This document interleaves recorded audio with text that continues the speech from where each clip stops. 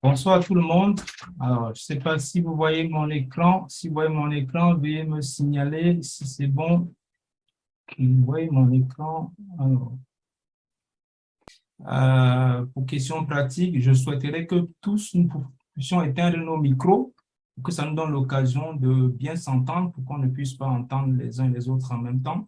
Donc, c'est pour ces raisons que je vais vous prier d'éteindre vos micros et puis d'attendre le moment parce que nous aurons aussi une séance de questions-réponses. Et donc, lors de cette séance, vous aurez l'occasion d'intervenir parce que nous avons notre invité de ce soir que je vais accueillir dans un instant. Donc, voilà, si vous avez des questions à la suite donc, de sa présentation, notez-les quelque part et puis après, faites-nous le savoir. Donc, dans la séance questions-réponses.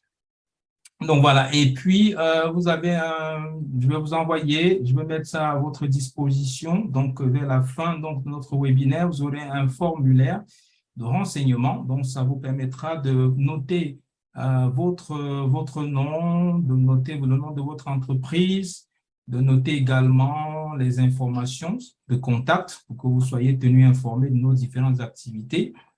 Et voilà. Donc, ça, c'est la première chose. Et puis, nous avons une chaîne YouTube donc, qu'on a mis en place. Et donc, la chaîne se dénomme Réseau Synergie, Parlons Entrepreneuriat. Donc, n'hésitez pas à vous connecter aller sur cette chaîne pour vous abonner. Comme ça, vous serez tenu au courant parce que sur cette chaîne, nous allons diffuser, nous allons donner certaines informations aussi de tout ce qui concerne l'entrepreneuriat. Donc voilà. Et donc aussi, j'ai double casquette. Je suis aussi dans le cas de React Green, qui est l'application qu'on a mis en place. Vous voyez, pour une autre Green, n'hésitez pas aussi à vous connecter sur cet espace React Green. Comme ça, voilà, c'est aussi notre façon de pouvoir contribuer à une planète un peu plus respirable. Donc, voilà. Donc, ensuite, nous aurons, voilà, je vais vous présenter brièvement, je vous ai parlé des questions pratiques, je vous ai présenté brièvement le réseau Synergie Entrepreneuriat. Et donc, ce réseau, quel est notre objectif? Notre objectif, d'abord, c'est une entraide. C'est-à-dire, vous savez, comme je le dis tantôt, toutes les grandes entreprises, même les grands patrons, ils ressentent le besoin de se mettre en réseau. C'est-à-dire, malgré le fait qu'ils ont déjà parfois réussi, malgré le fait qu'ils ont déjà assez d'argent, mais ils trouvent toujours le besoin de se mettre en réseau. Parce qu'en se mettre en réseau, qu'est-ce qui se passe? On peut s'entraider. Il y a des personnes, on a fait notre première réunion, donc notre première séance du réseau Synergie entrepreneuriale. C'était à Paris au niveau de l'hôtel Citizen, voilà. Et donc, il y a des personnes qui sont dans le réseau qui ont déjà eu de nouveaux clients juste à partir de cette réunion.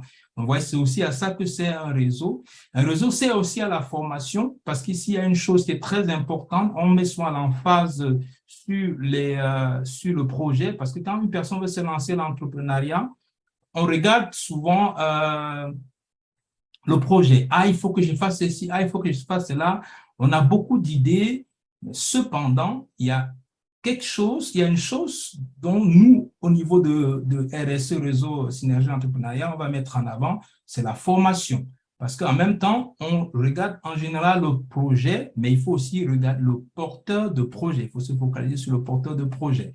Et donc, nous aussi, on se focalise sur le porteur de projet en mettant à disposition, parce que dans le réseau donc RSE, nous allons mettre en place des séances de formation. On va travailler avec des organismes de formation et ceux qui sont dans le réseau pourront bénéficier des remises pour l'inscription quand ils désirent s'inscrire à une formation, ils auront des remises. Donc, le réseau permet aussi l'acquisition de nouveaux marchés. C'est ce que je disais tantôt en préambule donc, de cette présentation. Nous avons déjà des personnes, des entrepreneurs qui ont bénéficié donc, de ce réseau en sorte qu'ils ont eu des nouveaux clients. Donc, un réseau sert aussi à conquérir de nouveaux marchés. Parce que quand vous êtes dans votre coin, peut-être vous ne vous rendez pas compte de ce qui se passe tout autour de vous. Il y a certaines personnes, certains entrepreneurs qui sont un peu plus avisés par rapport à ce qui se passe dans le marché. Et lors donc des réunions comme celle-ci, des webinaires, ça nous permet d'échanger, ça nous permet de connaître de nouvelles tendances du marché, ça nous permet d'être au courant de certaines avancées, ça nous permet d'actualiser nos connaissances même en matière juridique. Parce que vous savez, un porteur de projet, parce que pour l'instant, quand on est entrepreneur, on doit être au fait d'un certain nombre de choses concernant la législation. Et donc, voilà, je ne vais pas en dire davantage parce que notre invité ce soir aura l'occasion de nous entretenir sur cette thématique-là aussi. Et donc, il y a des ateliers, des échanges, des webinaires, comme je l'ai dit tantôt, l'accompagnement qui sera mis en place pour les porteurs de projets parce que, comme vous allez le voir, notre public cible, c'est d'abord les entrepreneurs et les futurs entrepreneurs. Et aussi même les salariés. Parce que, bon, vous voyez, il y a des salariés qui me contactent en me disant, est-ce que je peux m'inscrire? Il y a des salariés qui sont intéressés parce que le statut du salariat en général, on y va parce que, comme je le dis tantôt, parce qu'on cherche une certaine sécurité. Et n'oubliez pas, et comme j'aime souvent le dire, n'oubliez pas que si on est salarié, ça suppose qu'il y a une personne un jour qui a pris un risque d'entreprendre. Si vous travaillez dans une entreprise, bon, enfin, c'est peut-être pas pour ceux qui sont dans le domaine, du public, mais bon, dans le domaine privé, on sait que bon, une grosse partie de la compétitivité d'un marché réside en la création des entreprises. Donc une bonne partie de la croissance économique d'un pays repose aussi sur les entreprises. Et donc, si on est salarié dans une entreprise du privé, c'est parce qu'il y a un jour, il y a une personne comme vous et moi qui a décidé de franchir le pas, qui a décidé de passer de l'étape d'idée à l'action. Vous savez, il y a beaucoup de personnes qui ont beaucoup d'idées, mais cependant, il y a peu de personnes qui passent du stade d'idée à l'action. Et donc, voilà, le réseau sert aussi à ça. Le réseau sert aussi à bénéficier d'un certain nombre d'aides. Vous savez qu'il y a un certain nombre d'aides qui est mis en place pour accompagner les porteurs de projets, pour accompagner les entrepreneurs. Parce qu'être entrepreneur, comme nous allons le voir, c'est s'accommoder à une sorte d'insécurité. C'est-à-dire que avant, je me levais, je savais que je travaillais, je ne me posais pas la question pour les fins de mois, je savais que le salaire, ça tombait. Mais cependant, j'étais là, mais je ne me réalisais pas vraiment parce que plein d'entre nous, nous avons beaucoup d'idées, nous avons beaucoup d'initiatives, on sent beaucoup de choses, mais cependant, parfois la peur de franchir le pas fait en sorte que on n'exploite pas notre plein potentiel. Donc voilà, les moments comme ça sont aussi là pour nous permettre d'exploiter notre plein potentiel. Donc voilà, et donc le RSE va aussi construire un site internet où on va référencer les entreprises partenaires. Donc d'ici, pendant l'été, nous allons construire ce site internet où, comme je disais tantôt, nous allons référencer tous les porteurs de projets, les entrepreneurs sur cet espace. Ça leur permettra d'être mis en relation, ça leur permettra de s'ouvrir à l'international. Donc, je n'en dis pas plus. Donc, on va le voir au fur et à mesure. Et donc, nous avons aussi, si vous pouvez le voir, nous avons notre lancement officiel que nous sommes en train de préparer pour le samedi. Donc, notez bien cette date. On pourrait avoir certains ajustements par rapport à la date. On pourrait avoir certains ajustements. Mais notez bien que le samedi 9 juillet à 20h30, nous aurons donc le lancement officiel de réseau Synergie entrepreneuriale. Donc, restez connectés pour plus d'informations. Donc, voilà. Nous avançons petit à petit. Et donc, maintenant, je vais vous introduire. Donc, voilà, je vous ai parlé de l'entrepreneuriat. Le public que nous ciblons, comme vous le pouvez le voir, c'est les entrepreneurs, c'est les futurs entrepreneurs, c'est les salariés ayant la fibre entrepreneuriale. Parce qu'il y a, comme je le dis tantôt, nous sommes dans ce monde pour pouvoir réaliser un certain nombre de choses. Nous sommes là parce que nous avons, parce que chacun C'est un peu ça ma théorie.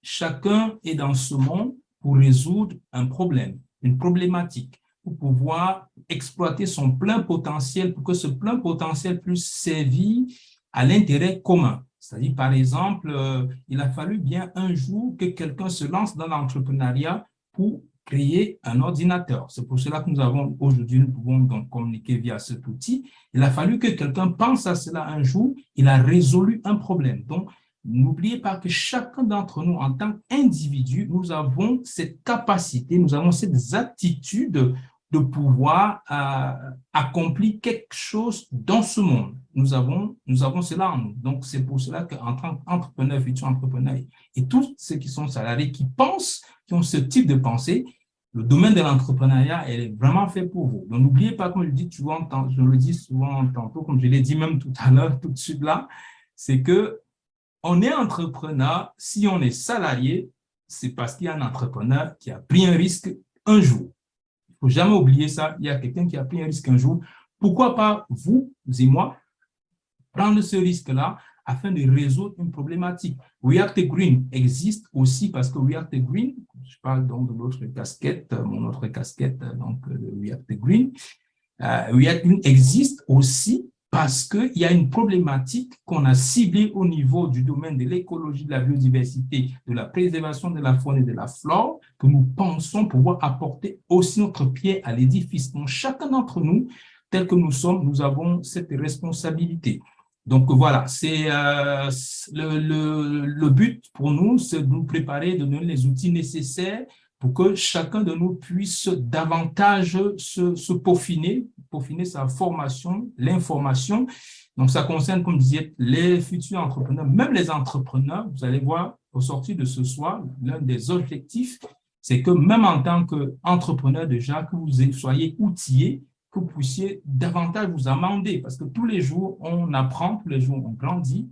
Donc, c'est pour cette raison que l'un des objectifs, donc, c'est de ce webinaire, c'est de nous fournir toutes ces informations-là. Donc, afin que chacun de nous, comme je dis souvent, tantôt comme vous pouvez le voir, s'accommoder à l'insécurité pour avoir une bonne pression. Il y a une mauvaise pression. Vous savez, la pression n'est pas, le stress n'est, mais il y a un stress qui est acceptable. Il y a un stress où quand on traverse, on sent que ça joue négativement sur nous. Donc, quelle est l'émotion qu'on veut créer ce soir? C'est que chacun de nous puisse passer des idées à l'action. Plusieurs ont des idées. Vous savez, comme quelqu'un disait, si vous allez dans un cimetière, vous verrez qu'il y a plein de personnes qui sont mortes avec plein de projets dans le ventre, plein de choses, mais qui n'ont jamais eu le temps de réaliser parce qu'ils ont eu peur de passer à l'action, de sauter, de franchir le pas. Donc, ce soir, sentez-vous challenger pour passer à l'action. Donc, voilà. Et ça m'amène donc à vous présenter donc notre invité de ce soir. Donc, c'est une personne que je connais. Et si j'ai bien voulu qu'elle puisse être là ce soir, c'est parce qu'elle a les aptitudes nécessaires. Donc, vous pouvez le voir, elle s'appelle Amélie Akwemo. Donc, elle est une jeune entrepreneur installée en région parisienne. Elle est diplômée donc en audit et expertise comptable. Elle a exercé pendant plusieurs années en tant que audit financier au sein du cabinet PwC, comme vous pouvez le constater. Et donc, voilà, dans le département de risque dans le secteur bancaire. Je n'ai pas de commentaires à faire, vous connaissez, vous pouvez le lire aussi. Donc, elle est spécialisée dans la gestion des finances personnelles et la structuration de projets à travers son entreprise. Donc, aujourd'hui, elle dirige sa propre entreprise qui s'appelle HBiz. Et donc, elle est auteure. Donc, elle a écrit plusieurs livres que vous pouvez voir sur Amazon et même à disposition. Je pense que si elle doit avoir certains exemplaires aussi, mais cependant, si vous voulez vous procurer ces ouvrages, vous avez la possibilité de le faire directement via Amazon. Donc, voilà. Vous avez comme vous pouvez le voir, vous avez la séance des questions-réponses. Voilà. Et puis, à la fin, n'oubliez pas de compléter, donc, comme je l'ai mis, n'oubliez pas de compléter la fiche de renseignement, votre nom, votre prénom, votre adresse email, site internet, numéro de téléphone. Cette fiche-là sera disponible à la fin, quand on va s'acheminer vers la fin, je vais mettre dans le chat donc cette fiche. Donc, sans plus tarder, je vais passer la parole à notre invité de ce soir qui va nous entretenir donc sur le thème porteur de projet, comment se préparer. Parce qu'un porteur de projet, il doit d'abord mûrir la chose, il a besoin d'un certain nombre de prérequis avant de se lancer pleinement dans l'entrepreneuriat. Et même si vous êtes déjà entrepreneur, que vous vous êtes déjà lancé dans l'entrepreneuriat, il y a besoin d'un certain nombre d'actualiser les connaissances ou bien de s'ajuster par rapport aux informations que nous allons donc entendre et recevoir ce soir. Donc, sans plus tarder, je vais passer la parole donc à Amélie Akouemo, donc qui va continuer sa présentation et bien évidemment qui va donc aller directement dans le thème qui nous réunit ce soir. Voilà, je vous remercie. Alors donc, je vais prier Amélie, si tu m'entends, je crois que tu m'entends. Est-ce que tu peux donc activer ton micro, s'il te plaît? Je pense qu'il est activé, mon micro. Est-ce qu'on m'entend? C'est bon? Est-ce que vous l'entendez? Est-ce que vous pouvez me Oui. dire dans le chat si vous l'entendez, s'il vous plaît? Alors, Je pense que c'est bon. OK. oui, Yes. j'ai des pouces, ça veut dire c'est OK. Est-ce que tu peux me passer la main comme co-host, ça me permet de pouvoir parler? Attends, participants, alors, invité, Amélie, alors,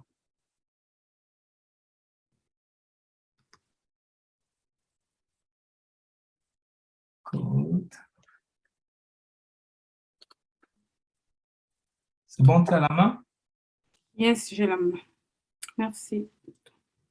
Je pense qu'il y a des gens qui disent que le lien n'est pas bon. Donc, je ne sais pas si tu peux m'envoyer le lien. Ouais, parce que j'ai en même temps. Il y a des gens qui me disent que le lien n'est pas bon. Donc, juste pour eux. Je vais gérer en même temps, oui. Ok, bonjour à tous, bonjour à toutes. Je suis ravie d'être parmi vous aujourd'hui. Et merci beaucoup de m'avoir invité sur votre plateforme. Je suis vraiment honorée de pouvoir passer ce temps avec vous.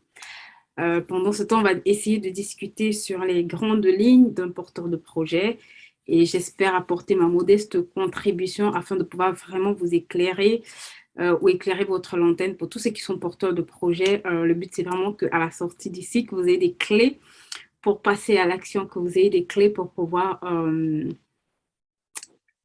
activer le processus de passage à l'action pour réaliser ce projet.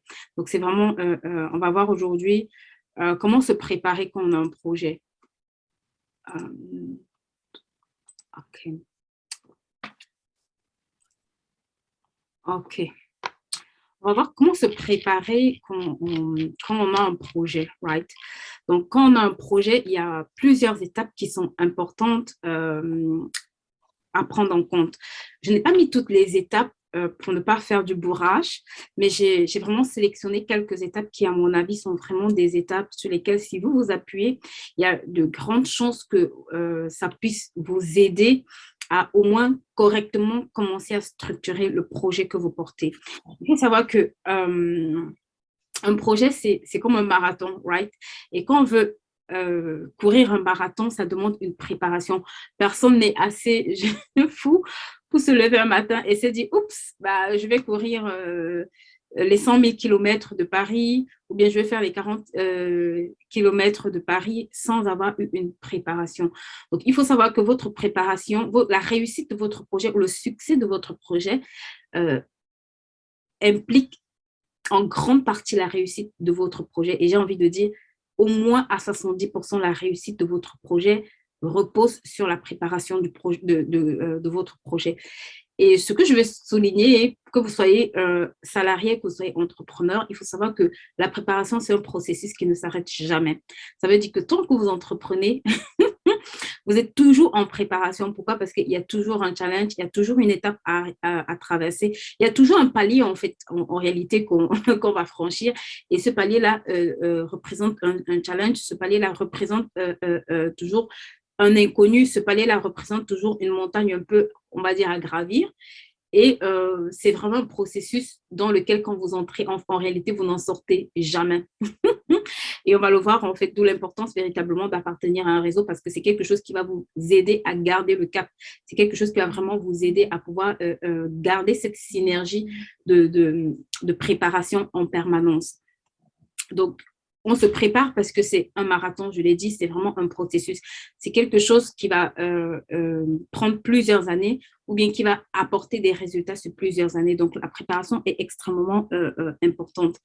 Et l'une des choses que je vais souligner d'entrée de jeu, c'est que 70% de votre entreprise, en fait, est le reflet en réalité de votre personne. Ce n'est pas moi qui le dis, c'est certaines études qui le disent, et notamment Tony Robbins, pour ceux qui lisent un peu ses ouvrages. Il dit que 70% de votre entreprise, en fait, vous ressemble. Donc, ça veut dire que vos carences, vos forces, vos faiblesses, en fait, tout ce que vous transportez, votre entreprise sera à peu près le reflet. Votre entreprise sera le reflet de votre qualité de préparation. Et donc, c'est extrêmement important de le comprendre. Ça veut dire que si j'ai des forces, ça va se voir. Si j'ai des faiblesses, ça va se voir. Nous tous, on a des forces, on a des faiblesses, mais il faut juste, à un moment donné, travailler un certain nombre de choses pour que ce projet-là puisse véritablement avancer sans de grandes difficultés. Donc, ici, je vais voir avec vous à peu près un processus simplifié à suivre. Quand vous avez un projet, l'une des premières choses vraiment sur lesquelles vous allez vous attarder, c'est la faisabilité. Beaucoup de gens se lancent dans des projets sans savoir est-ce que c'est un projet faisable? Est-ce que c'est quelque chose que je peux réaliser? Est-ce que c'est quelque chose que j'ai les capacités de faire? Et après, il y a bien évidemment les aspects juridiques et fiscaux auxquels personne n'y échappe. Et après, il faut quand même avoir un plan, right? Il faut avoir une stratégie quand on se lance. Beaucoup de gens se lancent sans stratégie. Ils font un peu le jeu de hasard. Et comme j'aime souvent dire, il faut tuer le hasard, en fait, par le travail. Vous ne pouvez pas compter sur le hasard pour avoir des résultats. Non. À un moment donné, il faut planifier un certain nombre d'actions qui va engendrer le type de résultat que vous voulez voir. Et c'est extrêmement important. Et après, il y a la recherche, voilà, des financements et enfin l'accomplissement des formalités. Donc là, on est vraiment dans le passage à l'action. Donc ça, c'est un chemin, comme on va dire, à peu près simplifié du processus d'un porteur de projet. Quand vous êtes porteur de projet, la première chose, c'est que vous devez comprendre que tout projet revêt des exigences, d'accord? Tout projet revêt des exigences, quelle que soit la petitesse ou la grandeur de votre projet, il y a des exigences qui se présenteront. Et l'une des premières choses, c'est que les exigences qui se présenteront, l'une des premières exigences qui se présentera à vous, c'est que vous devez prendre une décision. Vous devez prendre une décision, right? Parce que la plupart d'entre nous, on se dit que les choses se feront juste parce qu'on a envie. Non. C'est la base de tout projet que vous allez réaliser, c'est la décision que vous allez prendre. Vous devez prendre une décision de mener ce projet-là et de le mener correctement. C'est la base, en fait.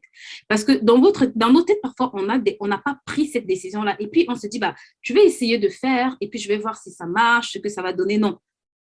C'est comme, je ne vais pas à l'école et puis je vais voir si j'obtiens des diplômes ou si ça va marcher. Non, je vais à l'école parce que je veux avoir des résultats, parce que j'ai une idée en tête et je veux passer à l'action. Donc, la décision implique que j'ai une idée qui va aboutir sur une action. C'est pour ça que c'est très important la phase où je prends la décision. Je suis vraiment résolue à ce que cette idée qui est sur un papier se transcrive en une réalisation. C'est pour ça que la base, l'une des exigences, c'est la décision. Beaucoup de gens transportent des projets pendant des années. Il n'y a rien qui se passe parce que cette étape, qui est toute simple, ils ne se sont jamais posés pour se dire, je dois prendre la décision de le réaliser. C'est mon projet. C'est moi qui prends la décision, en fait, que ce projet-là se réalise. La deuxième des choses, c'est que, effectivement, quand vous allez prendre cette décision, dans votre situation actuelle, il y aura des changements qu'il va falloir opérer, d'accord? Ça veut dire qu'il n'y a pas de décision qui n'implique pas de risque. Et très souvent, l'une des choses qu'on aime, c'est qu'on aime notre zone de confort. On aime où on se sent à l'aise. Un porteur de projet apprend à conjuguer avec des choses hors de sa zone de confort. Ça veut dire que je dois accepter que ce que je fais est inhabituel. Je ne vais pas toujours faire des choses avec lesquelles je suis à l'aise parce que mon projet parfois va me demander des choses avec lesquelles je ne suis pas à l'aise du tout, d'accord? Des compétences que je n'ai pas et je dois pouvoir aller les chercher. Je dois pouvoir aller prendre ces compétences-là. Donc, il faut intégrer qu'il n'y a pas de projet dans lequel je vais m'asseoir tranquillement, tout va se faire. Il y a un projet dans lequel je vais devoir prendre des risques, je vais devoir sortir hors de ma zone de confort. La troisième des choses qui va vraiment vous aider, c'est l'entourage, d'accord? L'entourage. Vous devez vous entourer des gens qui croient en votre projet, des gens qui vous challengent dans votre projet, des gens qui croient en votre projet, des gens qui, j'ai envie de dire, qui croient en votre projet plus que vous, d'accord? Et quand vous avez un projet, il faut vous dire que les gains ne sont pas immédiats. Parfois, les gens vont vous dire, ah oui, quand est-ce que ton projet va marcher? Un projet, c'est à long terme, c'est comme quand on va à l'école. C'est parfois 10 ans après qu'on est diplômé et on a des résultats, d'accord? Et effectivement, ça va énormément changer notre vie. Un porteur de projet accepte que ce projet ait des impacts sur sa vie, en fait, right? Donc, je vais commencer par la première idée. Comme j'ai dit, c'était vraiment la décision et l'idée. D'accord? Quand j'ai une idée et que je suis porteur de projet, qu'est-ce qui se passe? J'ai besoin de me connaître moi-même. Ça veut dire, OK, j'ai une idée. Est-ce que je suis faite pour cette idée-là, en fait? Je dois me poser la question de savoir, en fait, ce que je rêve de faire, en fait, par rapport à cette idée, ce que je peux faire. Quelles sont les peurs que j'ai, quels sont les doutes, d'accord? Parce que vous devez apprendre à vous connaître dans le processus de réalisation de l'idée que vous avez. Parce que ce ne sera pas quelque chose de simple, mais ce sera quelque chose de possible. Ce sera quelque chose où vous devez vous dire, c'est possible que j'y arrive. D'autres sont arrivés, d'autres l'ont fait avant moi. Il n'y a pas de raison que moi, je n'y arrive pas. Mais j'ai besoin de savoir qu'est-ce que je veux faire. Qu'est-ce que moi, je veux faire de façon claire par rapport à l'idée que j'ai. OK, je porte le projet, mais de façon concrète, quelle est ma contribution en fait, ou alors quel est vraiment ce que je veux mettre en place. Et dedans, vous allez vous rendre compte que comme tout projet, vous avez des peurs, vous avez des doutes, vous avez des craintes et vous avez des appréhensions. Et c'est normal, d'accord?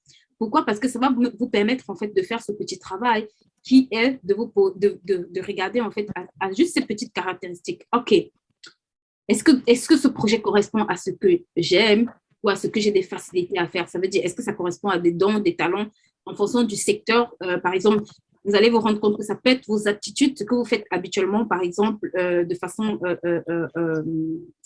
naturelle, ou alors ça peut correspondre à vos expériences, d'accord? Votre parcours, ça peut être quelque chose que vous faites déjà dans le cadre de votre travail et que vous voulez simplement transposer comme un projet et lui donner une autre dimension plus personnelle. Et bien évidemment, à la fin, vous devez vous poser la question de savoir, OK, quelles sont vos forces et vos faiblesses, ce avec quoi je suis en accord, d'accord? Parce que dans chaque projet, je dois ramener mon unicité. C'est parce que justement, c'est mon projet que je peux me donner l'autorisation ou que j'ai l'autorisation de penser différemment des autres, de faire différemment des autres, de rapporter ma touche en fonction de ce que je pense qui manque aux autres. Je vais me positionner pour l'apporter comme une force, comme une force en fait. Maintenant, par rapport à l'idée en elle-même, je dois définir le secteur dans lequel je vais aller, d'accord? Beaucoup de gens squeezent un peu cette étape-là. Quand tu es porteur d'un projet, tu dois définir le secteur dans lequel tu veux te lancer. Ça, c'est important. OK, j'ai une idée, je veux faire des formations. Je me lance dans le secteur des formations, mais je forme en quoi? On peut former dans tous les domaines. On peut former dans la finance, on peut former dans le marketing, on peut former dans l'agronomie, on peut former dans tous les secteurs, right? Et si vous avez beaucoup de casquettes et que, par exemple, vous aimez enseigner, à un moment donné, vous devez cibler un secteur dans lequel vous devez vous positionner. D'accord? Ça veut dire que vous devez définir quels sont les secteurs sur lesquels vous voulez vous lancer. Et vous devez connaître les besoins et les contraintes de ce secteur parce qu'en fonction du secteur, vous n'aurez pas les mêmes facilités d'accès pour chacun de ces secteurs-là. Il y a des secteurs pour lesquels, voilà, vous allez trouver qu'il y a des barrières à l'entrée, où le secteur est déjà saturé. Donc, en fonction du secteur dans lequel vous voudrez vous positionner, vous allez vous poser les bonnes questions pour savoir comment peaufiner cette idée-là, comment la réinventer, comment la proposer aussi. Et c'est très important. Et l'un des points sur lesquels vous devez faire extrêmement attention, c'est vraiment de connaître les besoins de ce secteur et surtout la réglementation. Parce que l'une des choses qui va être un très grand frein dans votre idée, c'est parfois la réglementation, d'accord? La réglementation, c'est quelque chose qui va vous devez vraiment passer du temps à voir qu'est-ce qui est réglementaire dans votre secteur d'activité. Est-ce que vous avez le droit de le faire ou pas? Sous quelles conditions vous devez le faire en fonction de votre situation présente ou actuelle? Est-ce que c'est quelque chose que vous pouvez vous permettre de faire? Quel est le bon moment pour le faire? Est-ce qu'il y a besoin de faire des ajustements avant d'arriver à ça ou pas? Donc, c'est vraiment quelque chose qui doit être pris en ligne de compte, la réglementation du secteur dans lequel vous vous lancez. Maintenant, ici, je vais parler beaucoup plus de vos besoins, d'accord? Parce que l'une des étapes pour bien se préparer, c'est vraiment de faire un état des lieux en termes de vos compétences, d'accord? Et vous allez vous rendre compte que dans la partie compétences, c'est là où vous avez souvent l'un des plus gros challenges qui se présente à vous. Ça veut dire qu'on quitte un endroit où on est salarié, où on occupe un poste. Donc, OK, si par exemple, je fais de la comptabilité, ça veut dire que moi, je suis en train d'enregistrer mes factures à longueur de journée, je fais mes états financiers, je fais mes bilans. OK, je ne suis pas au courant de tout ce dont j'ai besoin, mais quand je deviens porteur d'un projet, c'est moi qui deviens le commercial, c'est moi qui deviens la personne qui doit gérer des équipes, c'est moi qui deviens le fabricant du produit, c'est moi qui deviens le comptable, c'est moi qui deviens le financier, c'est moi qui deviens le marketeur. En fait, j'occupe toutes les casquettes possibles. Pourquoi? Parce que c'est des postes dont j'ai besoin au final pour réaliser ce projet correctement. Ça veut dire quoi? Ça veut dire que si j'ai un bon produit, c'est une bonne chose, mais c'est encore mieux de le vendre, right? Ça veut dire que j'ai besoin des compétences en vente. Si j'ai un projet et que si j'ai un très bon service et que personne n'achète, c'est parce que probablement j'ai des problèmes pour le vendre. Si j'ai un très bon produit qui se vend très bien, mais je n'arrive pas à avoir l'argent généré par ce produit, ça veut dire que j'ai un problème de fixation des coûts, right? Ça veut dire que j'ai une mauvaise préparation quelque part. Et ici, vous avez vraiment besoin de vous asseoir et de faire le bilan de vos compétences, d'accord? Ça veut dire que vous devez vous demander quelles sont les compétences que j'ai et quelles sont les compétences que je n'ai pas. Quelles sont les compétences d'ailleurs que requiert ce projet déjà, dans un premier temps. Et de deux, quelles sont les compétences que j'ai à ma disposition et quelles sont celles que je vais chercher. Parce que c'est justement tout l'intérêt d'appartenir à un réseau ou d'entrepreneurs. D'ailleurs, c'est là où vous allez vous rendre compte que, OK, je ne suis pas le seul, je ne suis pas un cas isolé. Il y aura les personnes qui vous ont dénoncé vont vous dire, OK, quand moi j'ai commencé, peut-être sur cet aspect, je faisais comme ça, ou c'est alors là où vous allez aller avoir aussi la formation, la bonne formation. Pourquoi? Parce que la personne qui vous forme peut-être en gestion des équipes ou en gestion du temps comprend l'importance de gérer correctement son temps en tant qu'entrepreneur et encore plus dans votre secteur d'activité, right? Donc, c'est vraiment quelque chose qui va vous aider de faire votre état des lieux vraiment entre votre projet et vous-même. C'est extrêmement important, ce bilan de compétences. Ça va vous permettre de savoir qu'est-ce que moi, j'ai comme compétences, quelles sont les compétences que requiert ce projet et quelles sont les compétences que moi, j'ai au final que je peux apporter et quelles sont celles que je dois aller chercher. Parce que l'une des réalités aussi, c'est que quand on commence, quand on est jeune entrepreneur, on n'a pas la capacité de pouvoir payer tous les prestataires dont on a besoin. Et donc, l'une de ces étapes, c'est justement, surtout quand vous êtes encore salarié, c'est que ça va vous faire gagner du temps dans la préparation de ce travail avant de vous lancer. Ou alors pendant la concrétisation de cette idée, vous allez voir que, OK, il me manque telle ou telle compétence, je ne sais peut-être pas communiquer correctement, je ne sais peut-être pas gérer mon temps correctement, il me manque peut-être des compétences en vente, en comptabilité, ainsi de suite. Et je vais aller les chercher, en fait. Je vais aller les chercher. Et c'est tout l'intérêt, en fait, de faire cet exercice, d'accord? Maintenant, la solution, justement, une fois que j'ai fait cet état des lieux, que je connais mes failles, là où ça fonctionne bien pour moi, la chose qui va se présenter à moi, j'ai toujours, il y a des solutions, il y a des possibilités, right? Et je vous assure, l'une des façons les plus rapides d'acquérir la bonne connaissance, en tout cas, pour moi, l'une des meilleures façons d'acquérir rapidement les bonnes connaissances, c'est vraiment dans un bon réseau et dans les formations. D'accord? Parce que c'est les endroits où vous allez trouver des professionnels qui vont vraiment pouvoir vous aiguiller d'une très bonne façon, en tout cas chacun en fonction de son domaine d'expertise. Et c'est des endroits où même, je vous assure, vous allez voir des personnes qui ont déjà de l'expérience dans ce domaine, qui font déjà des choses auxquelles vous n'avez même pas pensé et qui va également vous donner des opportunités d'ouverture peut-être sur d'autres marchés auxquels vous n'avez pas pensé du tout au départ. Donc, c'est vraiment une mine d'or. Après, vous avez effectivement d'autres types de formations que vous allez trouver que vous trouverez à travers des materials, par exemple des livres, des audios, ainsi de suite, des podcasts. Donc, il y a et aussi Google, YouTube. Donc, il y a aussi ce type de formation-là. Mais parfois, c'est pas assez, ça vous demande beaucoup de temps pour trouver la bonne information et ce n'est pas toujours spécifique, d'accord? C'est un bon début, mais parfois, ça s'avère insuffisant. OK. Là, j'ai fini la première étape qui était un peu je vais revenir plus haut pour vous montrer là où on était. On était à cette étape, la faisabilité, un peu la faisabilité du projet que j'ai touché. Maintenant, on va toucher un peu tout l'aspect juridique. Et, OK. Dans l'aspect juridique, je vais fermer les micros parce que j'ai l'impression qu'il y a des micros qui sont ouverts. Okay. Dans l'aspect juridique, quand vous commencez, la forme la plus simple pour commencer, aujourd'hui en France en tout cas, c'est vraiment tout ce qui est auto-entreprise, micro-entreprise. Pourquoi? Parce que, en fait, c'est un statut qui est un peu comme, j'ai envie de dire, rattaché à vous, qui est très simplifié aujourd'hui, qui se fait en ligne et qui vous donne la possibilité de pouvoir ouvrir, j'ai envie de dire, faire une activité à côté de votre activité principale. Bien évidemment, il y a certaines professions aujourd'hui qui sont exclues, qui ne peuvent pas avoir ce statut-là. Donc, il faut regarder, en fait, si votre profession actuelle est dans est dans comment on va dire, dans ces exceptions-là. Et si ce n'est pas le cas, bah, vous pouvez commencer une activité légalement juste en ouvrant une auto-entreprise. Donc, les professions exclues, vous avez les notaires, les huissiers, les médecins conventionnés à horaire libre, les vétérinaires, les agents généraux d'assurance. Bref, vous avez une certaine catégorie qui sont exclus de cette catégorie-là. Ça veut dire qu'ils ne peuvent pas avoir un statut d'auto-entrepreneur.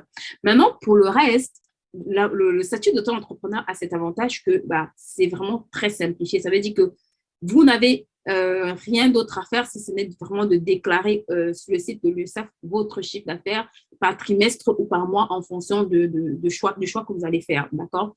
Et l'avantage, c'est que c'est tellement simplifié que vous êtes juste au niveau de votre chiffre d'affaires, vous avez juste des cotisations sociales à payer et le reste en termes de charges. Et ce sera les montants que vous allez générer sera rattaché à votre impôt sur le revenu. Donc ça, c'est un peu le principe pour l'auto-entreprise qui est une forme très simplifiée qui vous permet aujourd'hui de pouvoir, à mon sens, commencer une activité. Ça veut dire qu'avec ce statut-là, vous n'avez pas d'engagement, par exemple, de statut juridique, de tenir une comptabilité. Ça vous laisse la souplesse de pouvoir vraiment commencer à faire un certain nombre de choses et puis de tester aussi cette activité, de voir, OK, est-ce que cette activité-là marche comme prévu? Est-ce que ça fonctionne? Est-ce que j'arrive en tout cas, ce que j'ai prévu, est-ce que j'arrive à le mettre en place? Donc, c'est un peu comme une forme de statut qui vous permet vraiment de pouvoir tester un certain nombre d'activités. Et l'avantage, c'est que ça fonctionne au forfait, comme j'ai dit. Donc, vous êtes au forfait. Donc, ça veut dire qu'il n'y a pas vous n'avez pas entre guillemets, de paperasse administrative à proprement parler. Donc, c'est un statut extrêmement simplifié, sauf qu'il a quand même certaines contraintes, d'accord? Ça veut dire qu'à partir d'un certain nombre, à partir d'un certain chiffre d'affaires, vous ne pouvez plus rester sur l'auto-entreprise. Je pense que c'est 70 000 € pour tout ce qui est activité commerciale et je pense 170 000 € pour tout ce qui est artisanal, si je ne dis pas de bêtises. Donc, quand vous traversez ces seuils-là, vous êtes obligé de vous constituer en entreprise, d'accord? Et dans la plupart des cas, les gens vont aller sur des SASU ou des EURL en fonction du type, en fonction de votre profil. Ce que je vous recommande dans cette partie, c'est vraiment de regarder à votre profil, d'accord? J'aime souvent dire, il n'y a pas de mauvaise forme, mais il y a une forme qui, par exemple, en fonction de votre statut juridique, peut vous pénaliser ou pas. Et franchement, si vous doutez de la forme, parce que quand vous passez déjà sur tout ce qui est SASU, EURL, SARL, SAS, il faut savoir que vous devez constituer des statuts, d'accord? Vous devez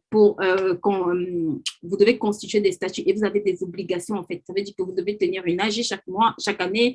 Vous devez décider, en fait, vous devez tenir une comptabilité parce que là, vous commencez à être à l'impôt sur le revenu, à l'impôt sur les sociétés. Donc, vous commencez à avoir un certain nombre d'obligations, vous commencez à être au niveau de la TVA, vous devez la collecter et la reverser. Donc, vous avez un certain nombre d'obligations qui s'imposent à vous.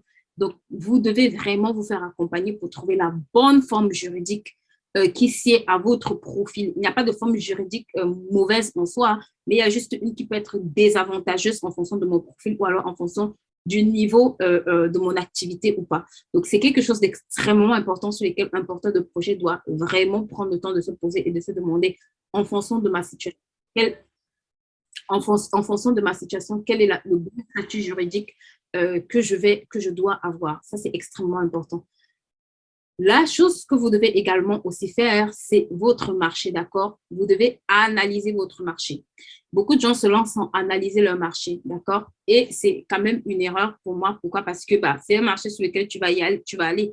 Donc, si tu n'analyses pas correctement ton marché, tu ne sauras pas également comment poser tes billes, comment avancer, comment structurer les choses. Donc, plus tu comprends ton marché, plus tu sauras où te positionner sur ce marché, plus tu sauras aussi comment facilement pénétrer ce marché. Et ça, c'est tout aussi important.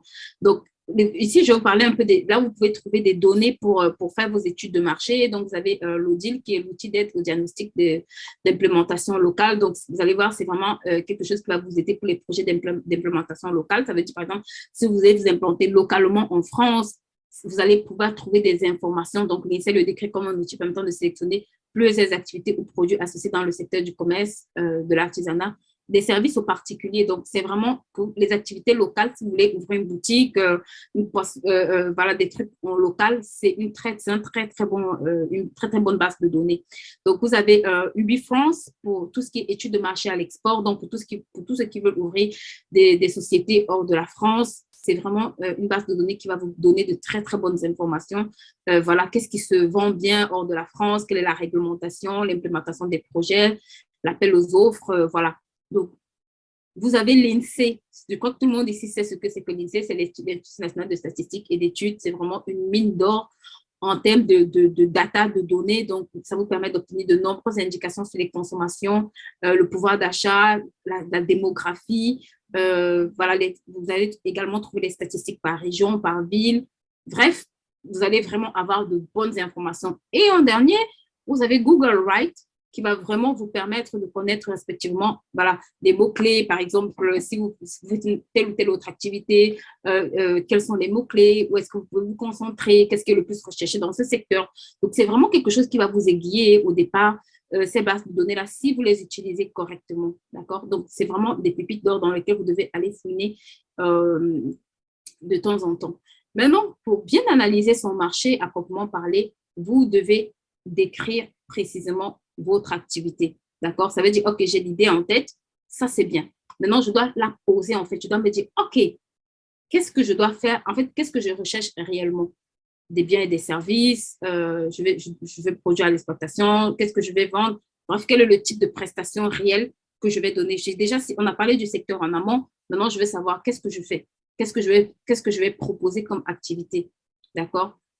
Vous devez délimiter votre marché. Est-ce que votre marché est local, international, saisonnier, centré? Quelles sont les barrières de ce secteur-là? Vous devez également les connaître. C'est quelque chose qui va extrêmement vous aider. Vous devez définir votre positionnement, d'accord? Qui est votre client cible? Comment est-ce que vous positionnez par rapport à ce client? Est-ce que vous voulez faire un produit de luxe? Est-ce que vous voulez faire un produit de consommation? Est-ce que vous ciblez une niche? Quel est votre produit en fait? Comment vous vous positionnez dans votre secteur? C'est extrêmement important. Pourquoi? Parce que on va le voir après. Vous avez un très grand enjeu de prix en fonction de votre positionnement, d'accord? D'où l'intérêt de bien définir ici quelle est l'activité que vous voulez proposer. Et d'où l'intérêt de définir votre marché.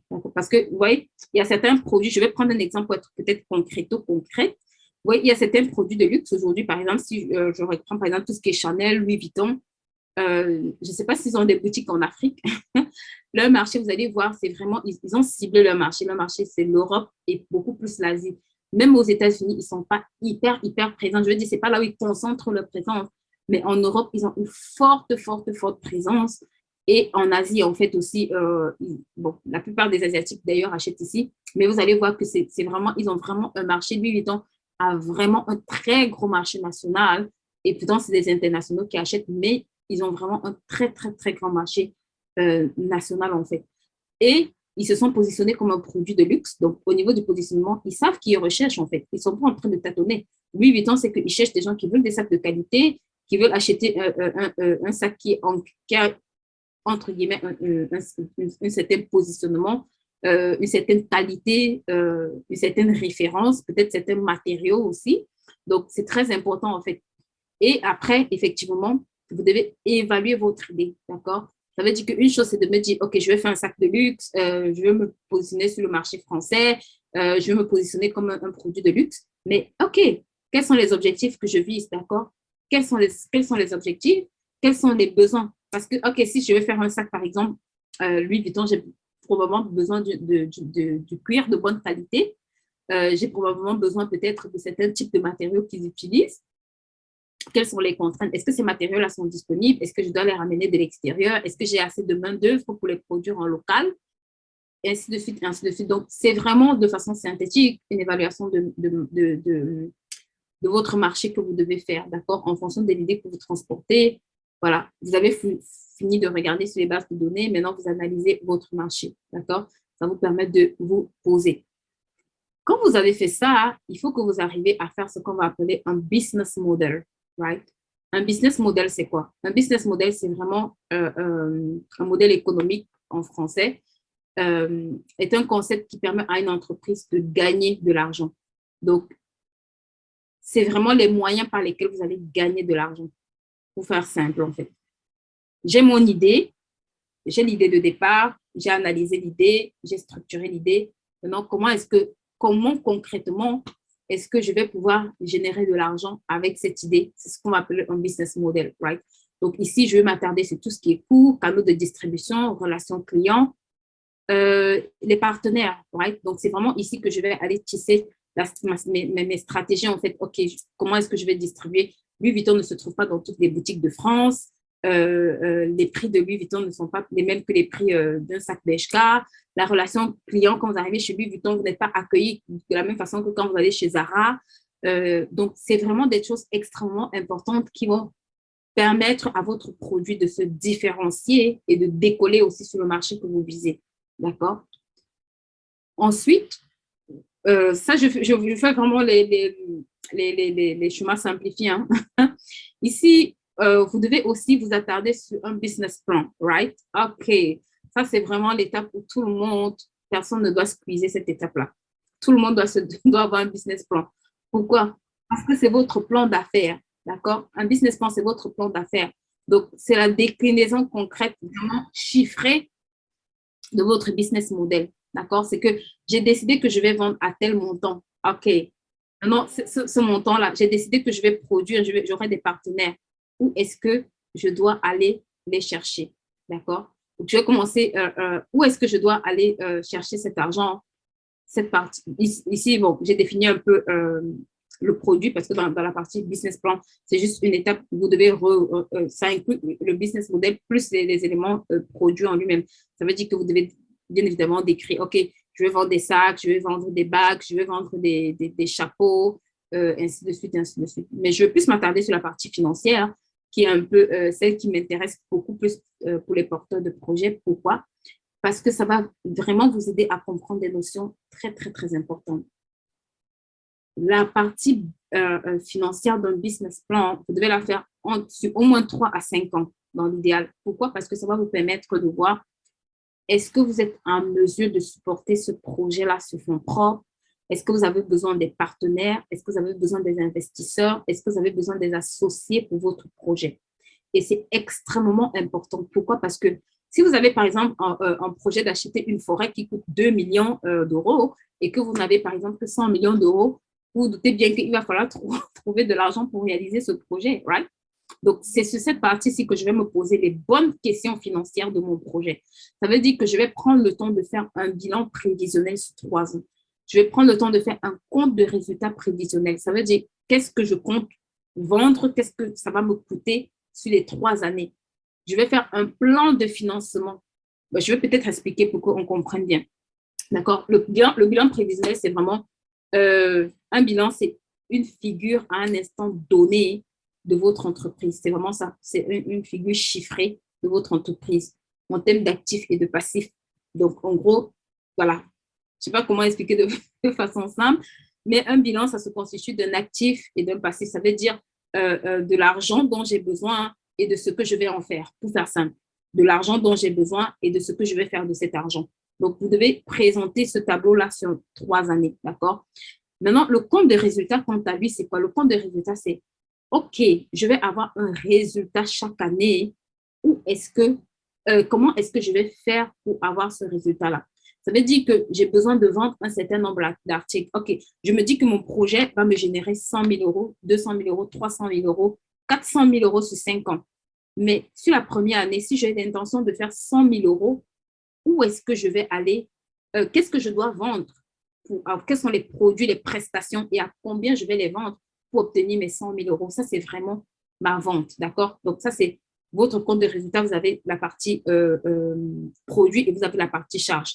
Donc, la partie produit, c'est vraiment la somme de toutes les prestations, toutes les ventes que je vais faire qui vont ramener de l'argent dans mon entreprise. Je dois pouvoir m'asseoir et me dire, OK, c'est pour ça que vous allez voir plus haut, c'est très important le travail que vous allez faire, en fait, de vous dire qu'est-ce que je veux faire, quelle est l'idée que je veux avoir dès le départ et qu'est-ce que je veux. En fait, et de bien la mettre par écrit. Pourquoi? Parce que ça va vous permettre de décliner simplement les prestations que vous allez avoir et ça va vous permettre de faire correctement votre bilan prévisionnel. Ça veut dire que si vous savez, par exemple, OK, je vais enseigner dans la cosmétique, je vais enseigner dans l'agronomie, je vais enseigner dans ceci, ça veut dire que dans votre bilan prévisionnel, vous allez prévoir avoir trois types de revenus que vous allez pouvoir mettre les prix au fil des années et chiffrer.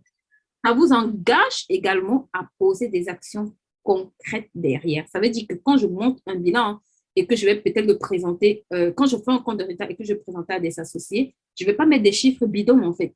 Je suis obligée de mettre des chiffres sur lesquels je peux avoir une certaine réalité, d'accord? Je ne me lève pas le matin, je dis je vais faire 100 000 euros parce que j'ai entendu sur Internet qu'avec ce business, on fait 100 000 euros. Ça ne fonctionne pas comme ça. Il n'y a personne qui va vous suivre là-dedans.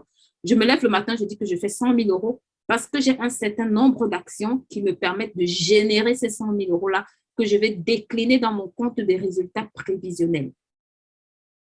Et en parallèle, qui dit générer de l'argent dit coût, d'accord? Parce que je ne génère pas l'argent sans des coûts. J'ai bien évidemment des coûts en face.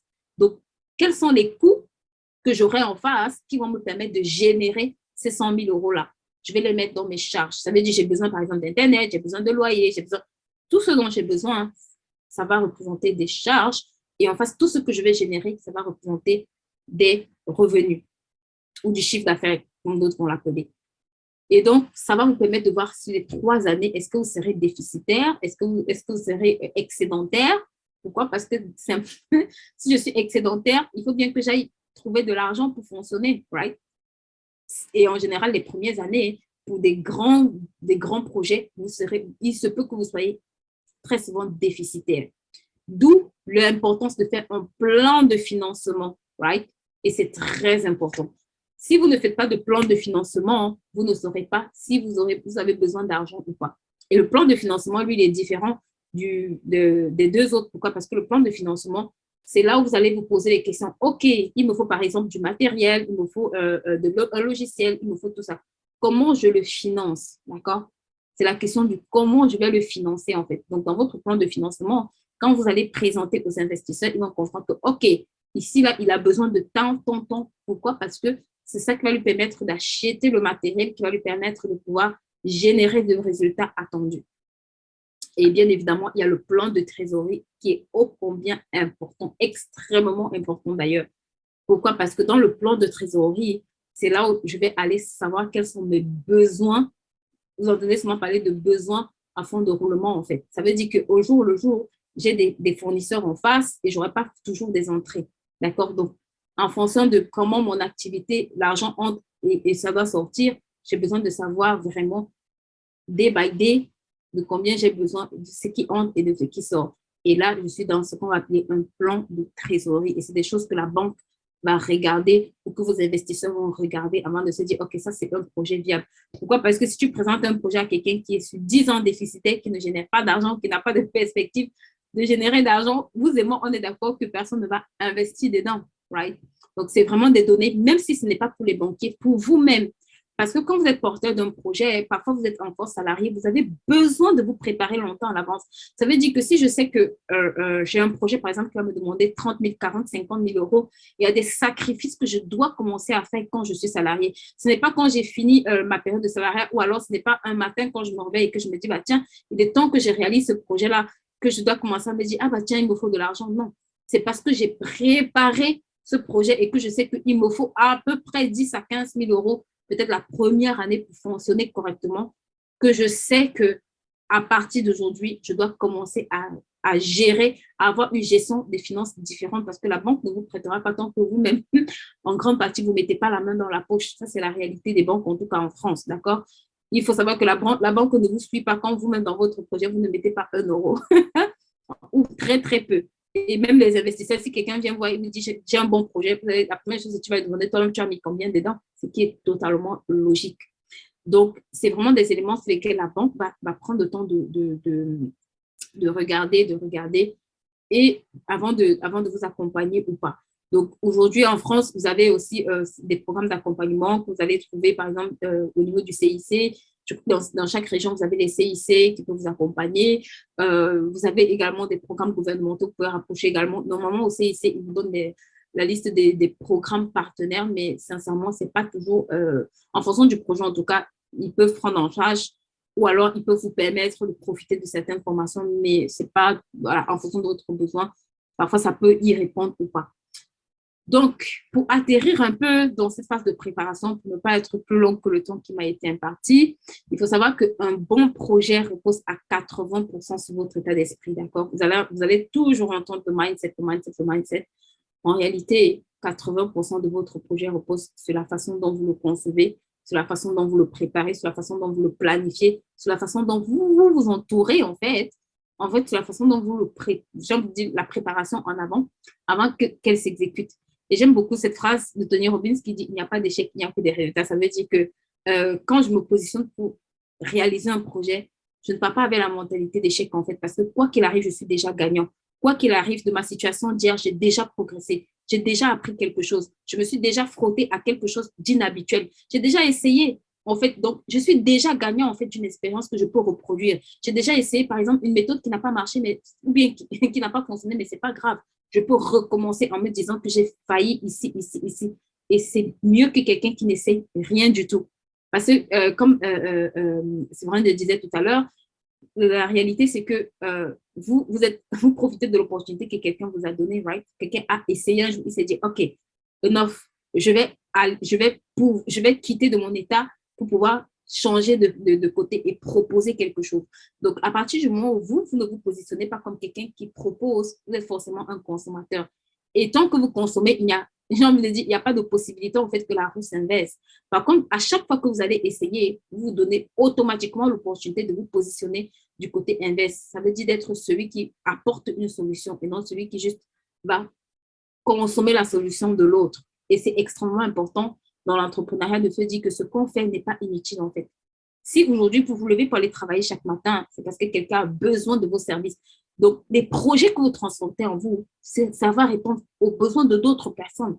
Ce sont les besoins de d'autres personnes et c'est légitime qu'à un moment donné, vous puissiez les réaliser en fait. C'est légitime qu'à un moment donné, vous vous donnez les moyens de le faire et bien évidemment de réussir. Et 20% vont constituer les actions à poser. Donc, si vous négligez les 80% qui est vraiment le travail de préparation, je vous assure, beaucoup de nos projets échouent et beaucoup de nos projets échouent parce que cette étape, c'est une étape qu'on va banaliser énormément ou alors qu'on va très, très, très peu prendre au sérieux. Et conclusion, les 20% d'actions qu'on essaie de faire reposent sur 80% d'inexistants. Donc, en gros, il n'y a que 20% qu'on essaie de faire, mais justement, 20% ne peut pas faire le travail de 80%, right? Donc, il faut vraiment faire attention à ça. Donc, je vais vous laisser quelques clés ici pour réussir votre projet. Quand vous faites un projet, l'une des choses qui va vraiment vous aider à réussir, je vous en supplie, retenez bien. Ça, j'atterris et je tiens à vraiment insister sur ça. Le réseau, c'est quelque chose qui propose. Vous savez, aujourd'hui, j'ai envie de dire, tous les riches ou toutes les personnes à succès appartiennent à un réseau. Ce n'est pas un hasard. Toutes ces personnes, en fait, vous avez le Club Med, le MEDEF, le CAC 40, le S&P 5, tout ce que vous allez entendre, ils se regroupent toujours en fait. Pourquoi? Parce que c'est des personnes qui partagent les mêmes intérêts. Ça veut dire que la bonne information qu'il a, si tu la communiques, ça te fait gagner 10 ans, ça te fait gagner 15 ans. Et en général, c'est dans ces endroits-là que les personnes, en fait, que vous allez rencontrer des personnes même que vous ne rencontrerez jamais. Simplement parce que simplement parce que, en fonctionnant seul, il y a très peu de chances que vous ayez des connaissances dans le juridique, dans le fiscal, dans le marketing. Il y a très peu de chances, en fait, que vous connaissez tout ce qui se passe. Ce n'est pas possible. Et la deuxième chose qui va énormément vous aider, c'est la formation, right? Parce que un porteur de projet est quelqu'un qui se forme en permanence. Il n'y a pas un jour où un porteur de projet ne se forme pas. Ça ne s'arrête pas, en fait. Il n'y a pas de jour où ça va s'arrêter. Et la troisième des choses, franchement, assister aux conférences. C'est quelque chose qui va vous ouvrir l'esprit. C'est quelque chose qui va vraiment vous faire grandir.